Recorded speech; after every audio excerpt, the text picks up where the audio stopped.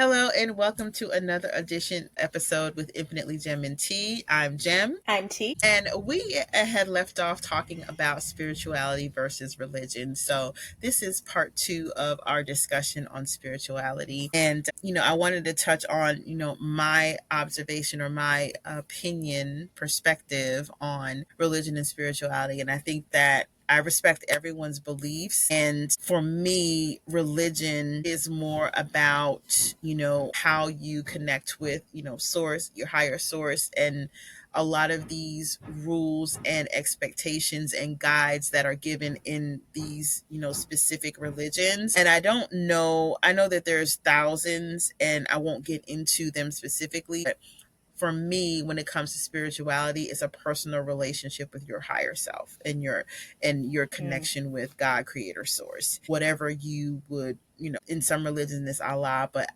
for the purpose of this and distinguishing when we're speaking about spirituality, I'm going to say divine source, creator, the source, creator, God. And I try to be all encompassing and sometimes I'm not, but know that when I do reference God, creator, source, the one that created all of this. Mm. And in terms of the distinction with religion and spirituality, I say that I have been in religious experiences where I went to different churches and different denominations, and I've been going and attending, church services since I was very, very young, and sometimes even by myself because my parents worked and I was sometimes sent on the bus to go to church and experience learning the Bible. And as I continued to mature and become an adult and started to see some of the things within religion that I questioned and didn't understand, I started leaning towards my relationship with God, in terms of my spirituality, my higher self, my higher consciousness. And I found that I was more comfortable in that space than I was with all the restrictions that religion had dictated. And Mm. a lot of my questions were asked. I had a lot of questions as to, their suffering, why these things occur, why. I had a lot of why questions. And then spirituality gave me karma and energy and frequency and vibration and universal law and all these other things that I believe derived from some of the readings that you have, when you're looking at the religious text.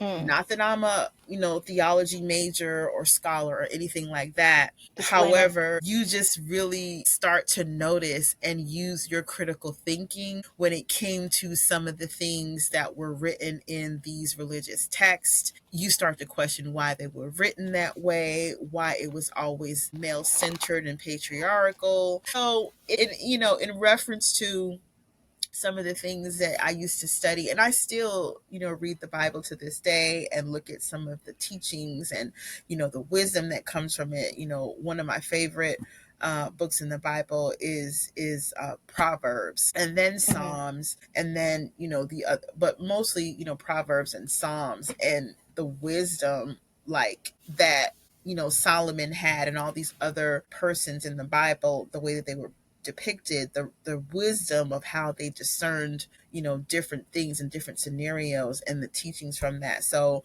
a lot of it, I feel like when it comes to the text, I think things were used to leverage power and control.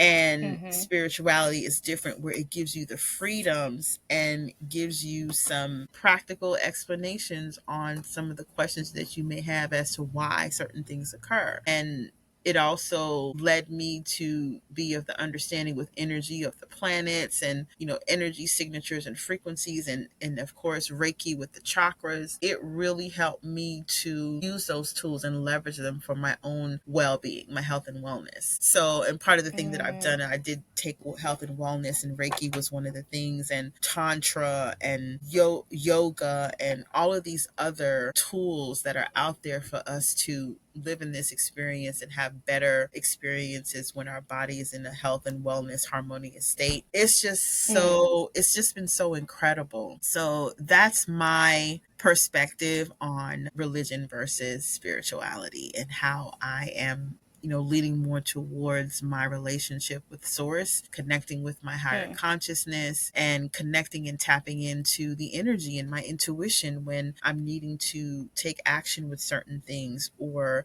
when I need to make a decision on a choice that I need to make. So that's my perspective on the difference between the two. How did you make that transition from Christianity, or like a form of Christianity, to spirituality? Because I know that could be kind of blurry as well. I feel like people shift from a certain religion because they maybe feel like unseen, or they feel like that potential like narrative, or the stories, or I guess the messages that they're receiving from that passage, or the passages that they received, aren't really necessarily making them feel like welcome and open. Sometimes religion can be very limited and structured. So how do you go from that structure to being a lot more open and free and being more spiritual? Great question. I feel like I'm being on an interview. Because like you have more thoughts and opinions. Like my spirituality is kind of my. I'm still going through my journey. I'm Yeah, still a I know. baby, You're still starting. so Yeah, I'm all trying. the Yeah, thoughts that I have surrounding, yeah. So yeah, I'm curious to like how everybody else's journey is yeah, going. yeah, I yeah. This should be an Absolutely, absolutely. interview. Yeah, no, no. It was just. It's just I so feel like cute. I am more of an interviewer, Yeah, it's kind you of know. cute. It's no problem, and I think that it helps me be able to compose my and Thoughts. express my compose my thoughts and express myself, because I'm actively listening to the question Mm, and formulating a response and not just reacting, very quickly. So I'm thinking about that. And as you say that, I mm. have to say I'm a bit of a rebel. I don't think it was very hard for me to make the Ah. transition. Yeah, it was really easy for me because, full transparency, when my parents, because we lived in St. Croix, the U.S. Virgin Islands, St. Croix, and when we left Mm, America and went to the islands, my parents are Caribbean. My mom's Jamaican, my dad's Bajan from Barbados. So they worked. And I recall every Sunday, my mom would put me on a bus to go to church. This is when my brother was like maybe 3. So that means I was like, I would say, I was like 9. I was like 9, going to Sunday school and learning about the principles of this, that, and the third, and memorizing the books. And I can't even remember if it was a Baptist or Methodist or Lutheran. I can't remember. But I know I used to go to mm, Bible school faithfully every Sunday. And of course, I had to stay back with the lady that escorted me and, sit in church. And I think she was a mother. I can't remember. But I was always questioning why I had to go to church and why my parents and my baby brother didn't have to go. Am I the heathen? And ah. I always question like why I had to go. I don't want to go. Hilarious. And that was me in my mind, but I wouldn't dare speak that. So from a very young age, I was like, this is ridiculous. I don't understand. Like, I felt like church was for people who were bad. That was my Mm, thought process. And it was just so interesting. And I questioned all the time. And it's like I used to get in trouble for questioning the things in the Bible mm, because it didn't make sense. I'm 9. I'm 9.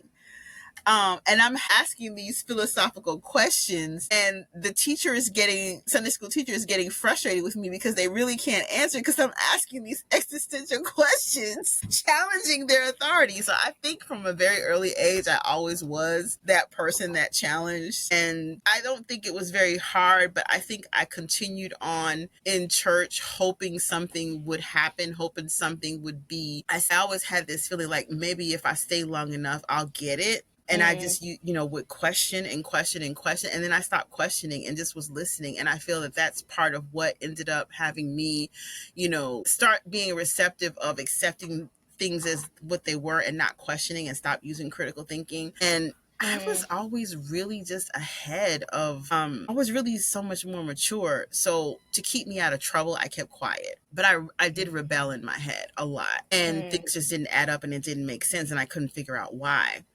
And as I got older, and being in certain experiences that had me in survival mode, I used church as a means to help me get through things. because by that time so much was happening with when I got out of the military and had children in the relationships that were failed relationships. It just had me going there as a band-aid, even knowing full well that this is not where I was supposed to be, but I didn't know where else I could go and could be, Mm. right? Yeah. So It was a comfort. You cycled back to comfort yeah, rather I than. defaulted back to something that I knew because everything else was just so chaotic and out of order and Mm. unknown. And this is a new experience for me being, with myself the way that I was, but I was with myself with children. So my focus was always with my children, you and your siblings. So I think that I always had this thing in me that didn't necessarily align with it, but some of it did kind of seep in, and that's why I appreciated the knowledge that I got from the books, because I remember I used to pray a lot, and I did pray for the wisdom of Solomon. And hold on. And I prayed for wisdom to help me in some of the situations that I was in. Now that I look back on it from a spiritual eye, from a spiritual perspective, in order to gain the wisdom, you have to Mm. go through the experiences, because wisdom doesn't come from books. Wisdom comes from experience. And Mm-hmm. this is something that I did consistently. I remember I was 12 years old and I prayed the prayer to have the wisdom of Solomon. And I repeatedly prayed and asked for the wisdom of Solomon and read the book, not realizing and understanding that in order to have that wisdom, I had to go through stuff. You can read a book and have knowledge, but wisdom Mm-hmm. comes from experience. When I finally got that, I stopped praying for Mm. wisdom.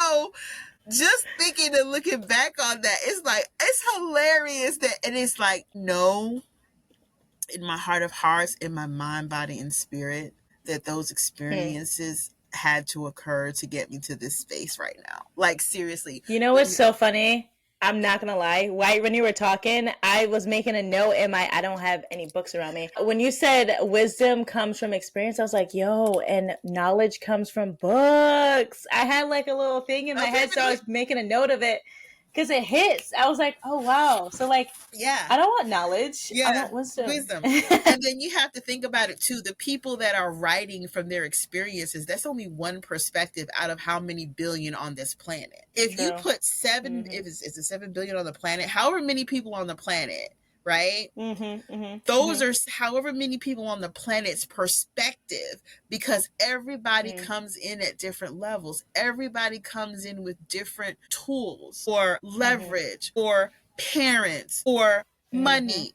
It's like it goes on and on. So it's like we can read the books that are structured from somebody else's perspective and they broke it down. And yeah, it's valid. It could very well Mm-hmm. be, and it can be used as a tool. But how many of us are out here, myself included, that have all these experiences that they can share to help the next person who may be going through a similar situation? You know what I mean? Mm-hmm. And Mm-hmm. then, when I start to think about the knowledge that I got from the medical training that I received, someone came up with that structure. Who's to say that that was the right structure? Mm-hmm. Someone in It just law, worked for them. yeah, Mm. so it's like I think about those things and I welcome having the ability to access books to gain wisdom, to gain knowledge about a subject matter. But I do my due diligence and I look at several resources, several Mm. different things to help me gain an understanding of said subject matter.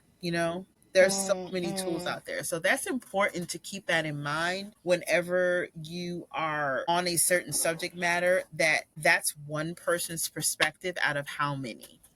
Look at how Mm-hmm. many books we have in the library across this world, right? And, finance book and metaphysical sciences about astrology, numerology, cardiology, house building, construction, gardening, sewing, all of these different structures, subject matter, have a structure Mm-hmm. that somebody created to be able to express it, to teach somebody how to do it. But there's more than one way to do something. There's more than one way to Exactly. gain knowledge knowledge of said subject matter. But Mm. wisdom, couple that with wisdom through you experiencing it and then being able to come back and move through this experience with all of these things in our toolbox. And I say toolbox because I feel like we are such creators with all these tools, our hands, our brain, our, these experiences have Mm. really been impactful to me, especially when I'm in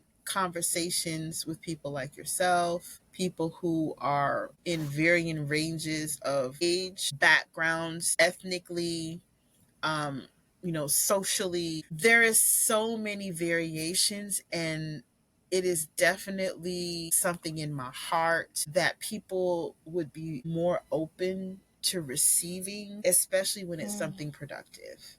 And it's kind of a bit Mm. of a challenge because we're in this experience with people who are not always on their highest vibration, in comparison The to other people people. that just want quick money, they put out false information and give false hope.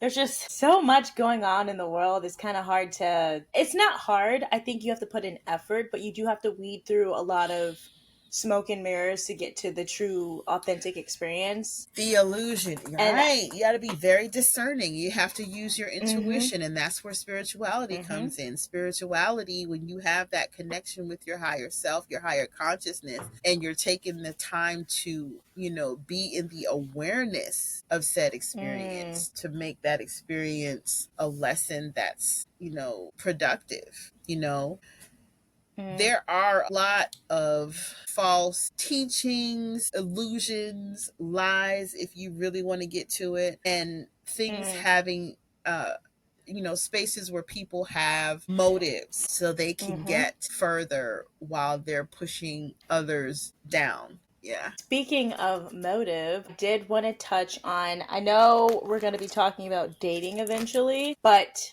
you've had some interesting experience when it comes to delving into the spirituality world and dating. How would you describe your experience so far? Hear me out. I'm gonna do a little spiel. I know for a fact that a lot of people do try to gain as much knowledge as they can to live their best authentic life, but I do feel like some people, when they are trying to gain knowledge and spirituality, are gaining it for a certain benefit. And I feel like you kind of weed through it really quickly, and like you understand, like, okay, this person isn't something that's in alignment with me. They're on a different plane. But I feel like when people are trying to come in tune with their higher self, sometimes they do get a little lost when it comes to bringing in a significant partner or like a friend or certain people in their lives that they necessarily don't understand that they're not for their benefit. I don't want to say it like that, but Mm-hmm.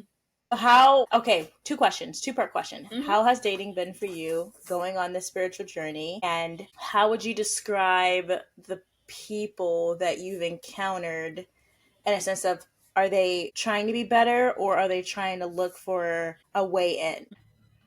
For me, dating now that I have a level of awareness that I have, energy, frequency, Mm-hmm. vibration specifically, it has been real easy for me to weed out people. It has been real easy for me to recognize whether someone is worth my time or is wasting my time. And it is so quick that that first conversation, I know immediately. I don't waste time. I Mm. will admit that there was a couple individuals that it took me a little bit longer because the communication wasn't consistent, and I think that's what kind of took me so long, because there wasn't consistent communication, that it was harder to discern, the authenticity of the other individuals and their intentions and things like that, because you can't really just come right out and ask. Some people are straightforward and to the point, but most aren't, because of Mm. whatever their perceived internal self thing is. So it has been Yeah. really easy for me to weed people out. And at one point I did go online. I did online dating off and on for the past, I said seriously, about 4 years. When I say seriously, I mean literally Mm. created an account, paid the fee, and gave it at least 90 days. At least. One I of them, I remember. think I did Yeah. at least maybe 8 months to 8, 9 months. I think 9 months is the longest that I've ever really considered investing in, online dating. and even open to meeting somebody and them seeing me, but it's really hard for me to meet people because I don't go out. So the online thing was the alternative. And I really have to pat Mm, myself on the back because I did give it effort. And I'm so proud of myself because I was able to weed out so many people so quickly. As you get bombarded, mm, with, DMs and, messaging and things like that. And I still get DMs on my social media, both on my personal and my business. And it's just so easy. I haven't found any authentic people there. So it's really easy for me. Now, from what I've observed in this stage in my life and the people who may be in my same age range, I mm, found that a lot of them still have a lot of work to do with themselves based upon how they speak and their mindset, that I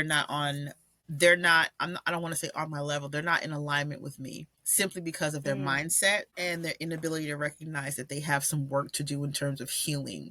I think that some of what I've observed is that a lot of the men are looking for people to be of service to them, but they're not willing to be of service to others. And there's a sense of entitlement that I have seen and I've observed, not just with me personally, but even having conversations with other people that speak about the men that in the dating world.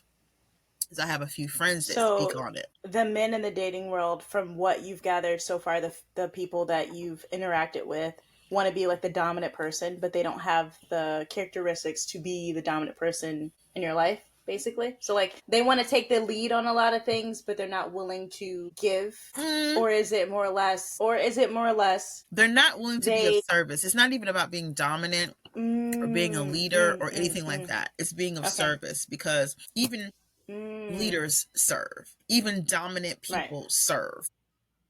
Was it leader servantship? I think is what it's called. Mm-hmm.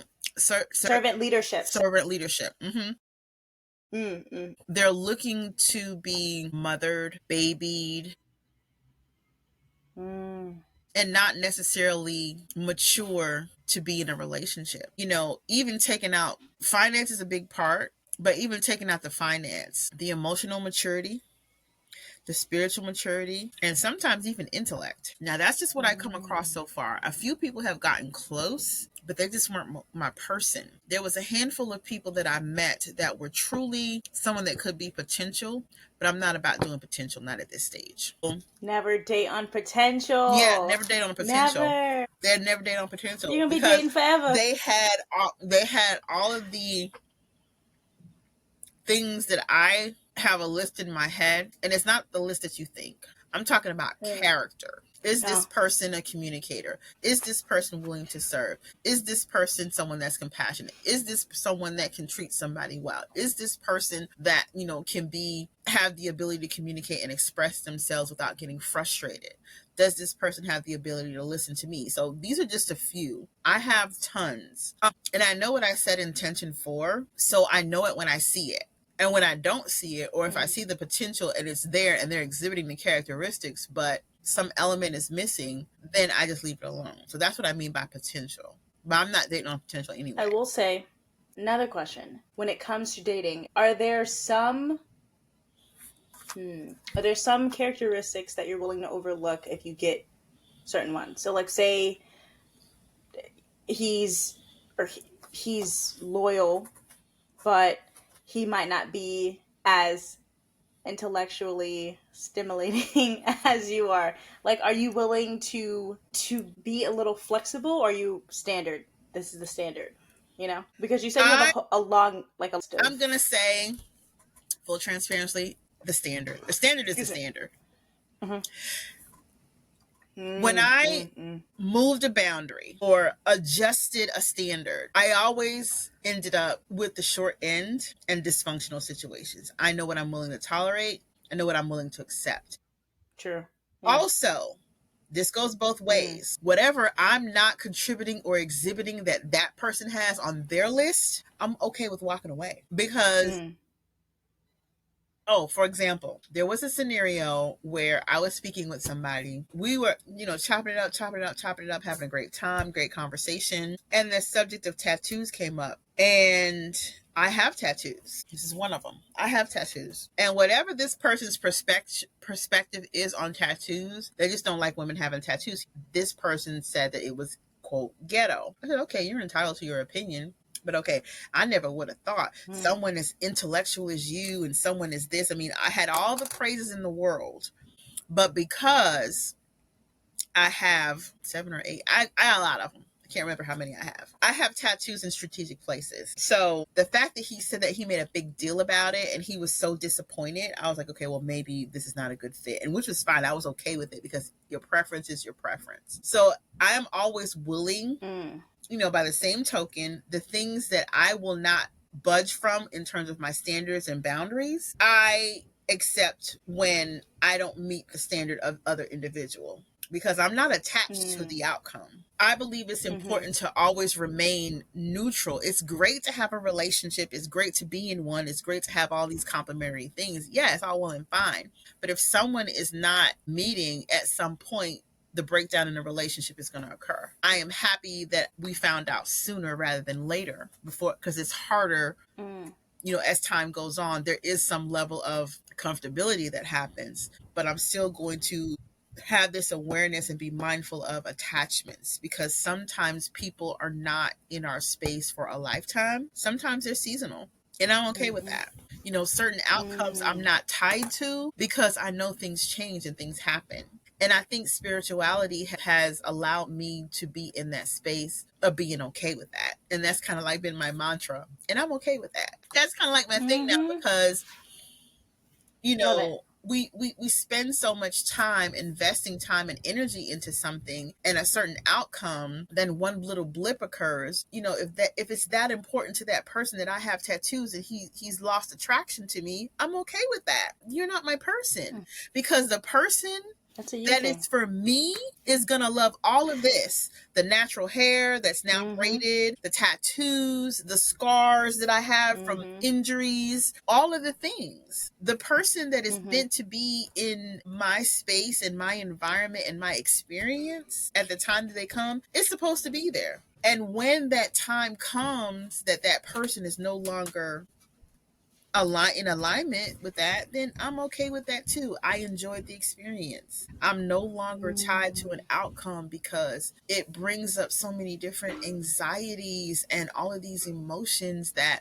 I'm going to have to learn to deal with. So if I kind of come to this space of being, that's one of the things about being present. And especially when Mm. you're comfortable and you have come to this great space in your spirituality, which is your relationship with yourself and your higher consciousness, those things are a lot easier and palatable to accept and move with. So yeah. And that concludes this Brava. episode of Infinitely Gem and Tea. Expertly. I'm Gem. I'm T.